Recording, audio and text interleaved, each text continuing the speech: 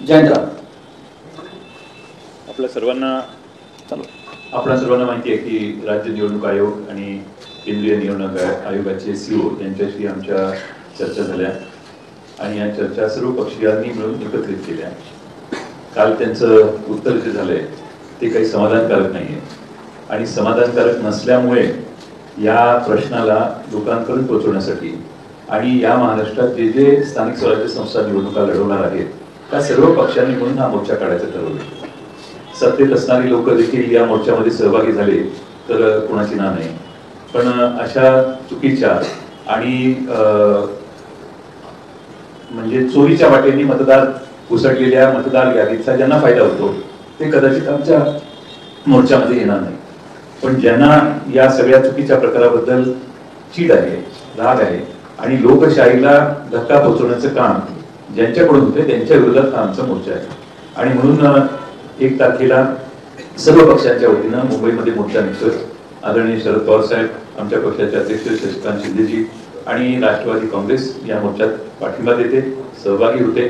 अशी अनेक उदाहरणं आहेत जी अजून आम्ही लोकांच्या समोर दिलेली नाही. आमची अपेक्षा आहे की निवडणूक आयोगाने वेळीच त्यांच्या चुका दुरुस्त कराव्यात.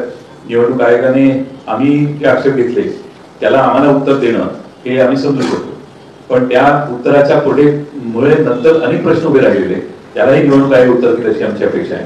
पण यापेक्षा डुप्लिकेशन ऑफ वोट्स हे काढण्यासाठी निवडणूक आयोग काय कार्यक्रम हातात घेणार आणि जे पत्ते चुकलेले आहेत, ज्यांची वय चुकलेले आहेत, ज्या पद्धतीने त्यांनी एक्सप्लेनेशन दिलं, त्यांचं म्हणणं आहे की ऑक्टोबर 24च्या या मतदार याद्या होत्या, मग तुम्ही ही प्रक्रिया कधी राबवली हे तरी जाहीर करा, त्याची प्रोसिजर जाहीर करा.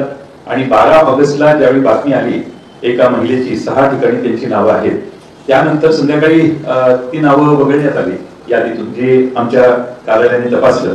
त्यात आता निवडणूक आयोग म्हणते की 19 ऑगस्टला ती नावं वगळली.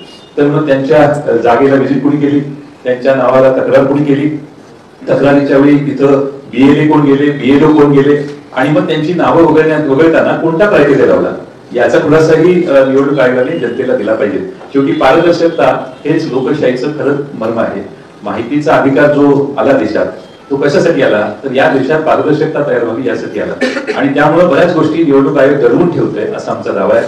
आणखीन आम्ही काही दिवसांनी बरीच महाराष्ट्राच्या जी यादी आहे त्यातले दोष जनतेसमोर मांडणार आहोत. पण 1 तारखेला आम्ही सर्व पक्षीय मोर्चा काढलेला आहे.